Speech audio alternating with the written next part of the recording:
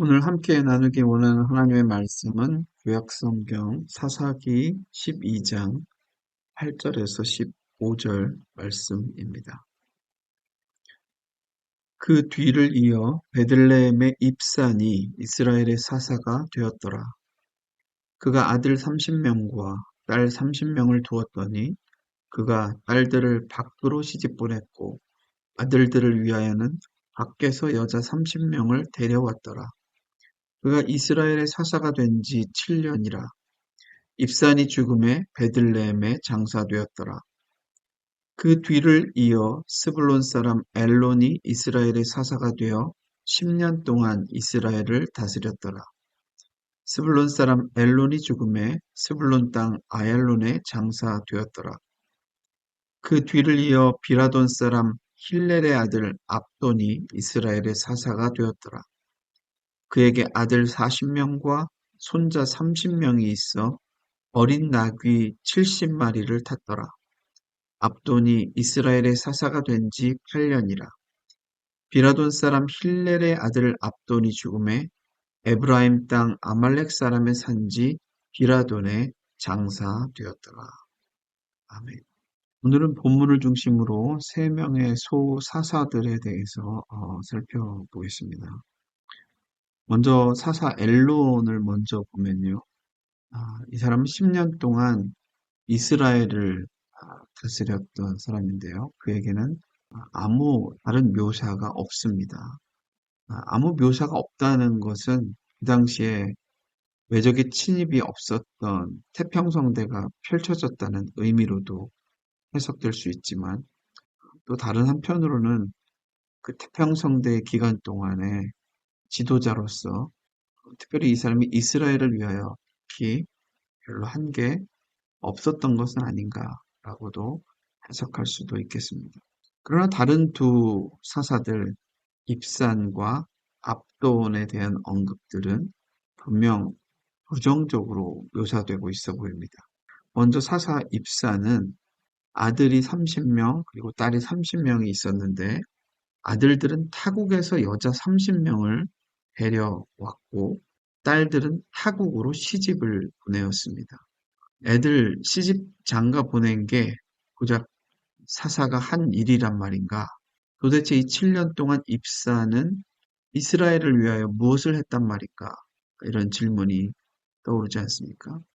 그런데 이것은 단순히 애들을 결혼시키는 일로 바빴다 정도가 아니라 주로 이 당시의 지도자 입산이 외교적으로 결혼 정책을 추진함으로써 평화를 유지하려고 했음을 보여주는 대목입니다.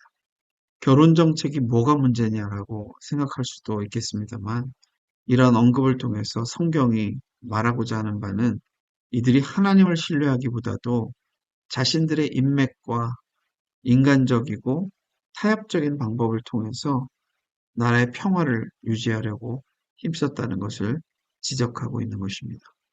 우리가 어떤 일을 할 때 우리는 잘못하면 결과에만 지나치게 집중하는 나머지 그 과정이나 수단에 있어서의 거룩함을 상실할 때가 많이 있습니다.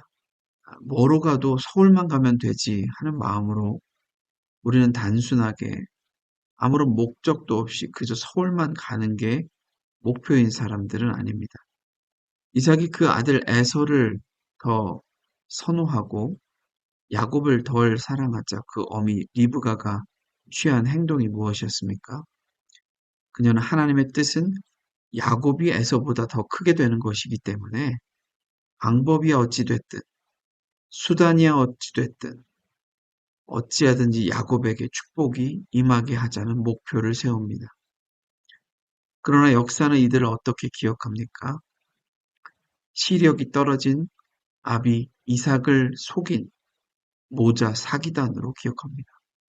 그래서 그 결과값이 무엇입니까? 그 어미 리브가는 두 번 다시 사랑하는 아들 야곱의 얼굴을 볼 수 없었습니다. 야곱 역시 형 에서의 분노를 피해서 사랑하는 어머니의 곁을 떠나야만 했고 사랑하는 부모를 다시 보지 못했으며 형과는 원수지간이 되고 맙니다. 거기에 더해서 자기보다 한 수 더 수 높은 외삼촌 라반에게서 혹독하게 사기를 당하며 고생을 하게 되는 이야기가 창세기에 자세히 기록되어 있습니다. 반면에 요셉은 타협하지 않는 신앙으로 비록 감옥에서 누명을 뒤집어 쓰고 고생은 했지만 결국엔 어떻게 되었습니까? 그 감옥 생활 덕분에 때가 참에 애굽의 바로 왕 앞으로 나가게 되었고 결국 애굽의 총리의 자리에까지 오르게 되면서 기근 가운데 있는 많은 사람들의 생명을 살리는 일에 쓰임받게 되지 않습니까? 게다가 원수지간으로 끝나기 쉬웠던 형들과 용서하고 화해하면서 아름다운 결말을 맺지 않습니까? 하나님의 일을 하는 데에 있어서 방법과 수단이 중요하냐? 중요합니다. 그래서 교회는 어떤 선택을 내릴 때 가능한 한 성경적인 방법을 찾아야 하고 가능한 한 인간적인 방법이나 세상 사람들의 방법 등은 피하면서 일을 해 나가야 될 필요성과 책임성을 가져야 됩니다. 문제는 어떤 경우에 뻔히 하나님의 뜻이 보이는데도 불구하고 자기의 뜻을 관철시키기 위해서 하나님의 뜻을 왜곡하고 자기의 뜻에 끼워 맞추는 아전인수와 같은 방법들을 추구한다는 사실입니다. 죄는 자기들의 잘못된 선택으로 다 지어놓고 일은 다 자기들의 잘못된 선택으로 다 망쳐놓고도 두 손을 들고서 하나님이 다 하셨습니다라고 고백하니 이거 하나님도 우리와 성정이 같은 분이라면 얼마나 황당하고 미칠 노릇이겠습니까? 어떤 일을 하나님의 이름으로 한다고 해서 하나님의 일이 되는 것이 아니고 어떤 일을 예배드리고 하고 기도하고 나가기만 한다고 해서 하나님의 일이 되는 것이 아니라 그 하는 일의 방법이나 내용 자체가 하나님께서 기뻐하시는 일일 때에 그 일은 결과에 상관없이 하나님께로부터 칭찬을 듣게 될 것입니다. 결혼을 앞둔 처녀가 어차피 남자가 다 거기서 거기지 뭐 하면서 이왕이면 돈 많은 남자랑 하자. 이왕이면 시민권 있는 남자랑 하자. 그런 기준이 가장 우선순위가 되어서 하는 결혼이 과연 행복할 수가 있겠습니까? 교회가 담임 목회자를 청빙하는 데 있어서도 어차피 그 목사가 다 그 목사지 뭐 하면서 이왕이면 우리 말을 잘 듣는 사람으로 뽑자라든지 이왕이면 돈을 많이 가지고 오는 목사를 뽑자라든지 이왕이면 스펙이 화려한 목사를 뽑자라고 해서 청빙을 한다면 그 리더십 아래에서 그 교회가 과연 건강하게 성장해 갈 수 있겠습니까? 교회는 구제를 할 때에도 전도를 할 때에도 어떤 행사를 할 때에든지 그 동기와 수단과 방법에 있어서도 언제나 하나님의 선하심을 드러낼 수 있는 방법으로 일을 추진하려고 노력할 필요가 있습니다. 마지막으로 살펴본 사사는 압돈입니다. 비라돈 사람 힐렐의 아들로 알려져 있고 아들이 40명, 손자가 30명이라고 합니다. 그리고 이들은 어린 나귀 70을 탔더라라고 묘사하고 있습니다. 이스라엘의 사사로서 8년을 다스렸습니다. 압돈의 아들 손자들이 어린 나귀를 탔더라라고 하는 알쏭달쏭한 이 표현은 우리가 어떻게 해석을 해야 될까요? 아, 나라를 잘 다스려서 평화로운 시대여서 평화의 상징으로 어린 나귀를 타고 다녔다는 뜻인가? 글쎄요, 그런 뜻은 아닌 것 같습니다. 이 내용은 오히려 이 사사 압돈이 자신의 지위와 권력을 이용해서 부를 축적해 자식들과 손자들에게까지 그 호사를 누리게 했다는 것으로 해석을 하는 게 더 타당해 보입니다. 이들이 쌓은 부는 분명 백성들의 혈세와 누군가의 땀 흘림의 희생을 통해서 축적된 것들일 것입니다. 게다가 압돈의 자녀들은 노동을 힘들게 하면서 살지도 않았다는 뜻으로 여겨집니다. 힘들게 일해야 되는 사람이 한가롭게 어린 나귀나 타고 돌아다닐 시간은 없을 테니까 말이죠. 성경에 명확하게 명시된 것이 없으니 너무 부정적으로만 해석할 건 아니다라고 주장하시는 목사님들도 조금 계실 수 있겠습니다만은 성경 자체에도 일종의 문학이라는 양식을 따라서 기록되었고 그리고 그 구조와 맥락과 흐름을 보면 긍정적으로 해석해야 할지 부정적으로 해석을 할지를 분별하는 것은 그리 어려워 보이지는 않습니다. 다시 말해서 지금 사사기의 저자는 짧은 몇 개의 문장을 통해서 당시의 사사 압돈이 호화롭게 살면서 부를 되물림했다는 사실을 묘사하고 있다고 저는 봅니다. 어쩌면 이런 거랑 비슷한 것 아닐까요? 한국의 압구정동에 소재한 소망교회의 어느 목사는 우리나라에서 몇 대 없는 벤틀리를 타고 다니면서 강남에서 최고로 럭셔리한 타워 팰리스에서 살았다. 이 한 문장으로 그의 리더로서의 인격과 면모를 구구절절히 설명할 필요가 없게 만들어 버리는 것과도 같은 것이 아닐까요? 오늘 등장한 사사들, 특히 입산과 압도는 지도자들이 여호와 하나님 중심으로 하나님의 뜻을 구하며 겸손히 섬김의 자세로 리더십을 발휘한 것이 아니라 인간적인 술수와 세상적인 방법으로 자기들의 생각에는 지혜롭다고 여기나 필경은 그 공동체 전체를 우상숭배의 제단 앞에 제물로 바치는 길을 열어주는 어리석은 행동들이었음을 지적하고 있습니다.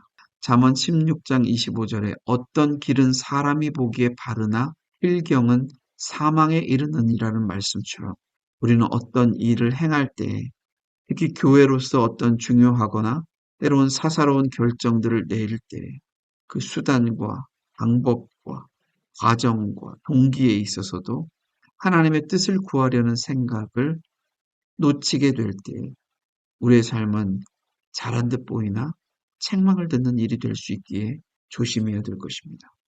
우리 모두 우리의 일상 속에서 모든 선택의 순간에 먼저 예수님의 마음, 하나님의 뜻, 성령님의 인도하심에 민감하게 순종하면서 후대 우리 신앙의 후배들이 우리를 평가할 때 모범이 되고 귀감이 되는 삶이 되었으면 좋겠습니다.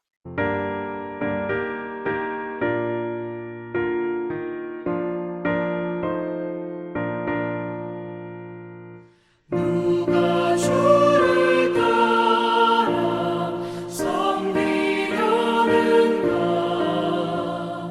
누가 죄를 떠나 주가 따를까 누가 주를 섬기려는가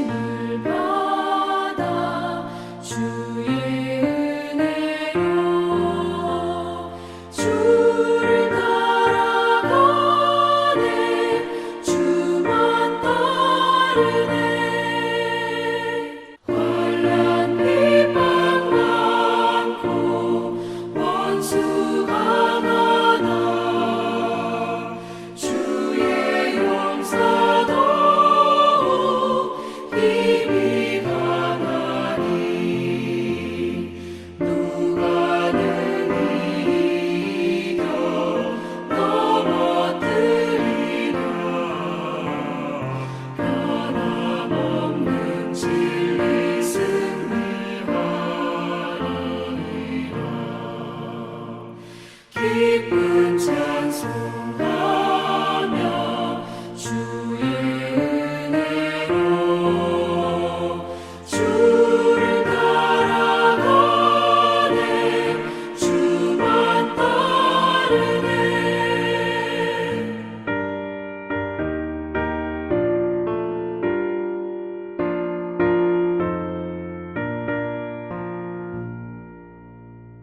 함께 기도하시겠습니다. 하나님 아버지, 오늘은 저희가 사사들 가운데 별 비중도 없고 별로 설명도 나오지 않는 사사들을 살펴보았습니다. 그러나 몇 구절 안 되는 그 짧은 묘사들만으로도 우리는 그들이 하나님의 눈으로 보시기에 어떤 삶을 살았는지가 보여집니다. 주님, 저희들의 삶도 이후에 우리 신앙의 후배들이나 주님께서 우리의 삶을 평가하실 때 충성한 것 같으나 책망받는 그런 어리석은 자들이 되지 않고 참으로 하나님 보시기에도 선하고 아름다운 믿음과 행함을 보였구나라고 하는 칭찬과 인정을 받을 수 있도록 저희들에게 영적인 분별력과 용기와 믿음을 주시기 원합니다. 오늘 하루도 저희들의 언행 심사를 주장하여 주시서 복이 되게 하시고 은혜를 끼치는 삶 되게 도와여 주옵소서. 예수님의 이름으로 기도드립니다. 아멘.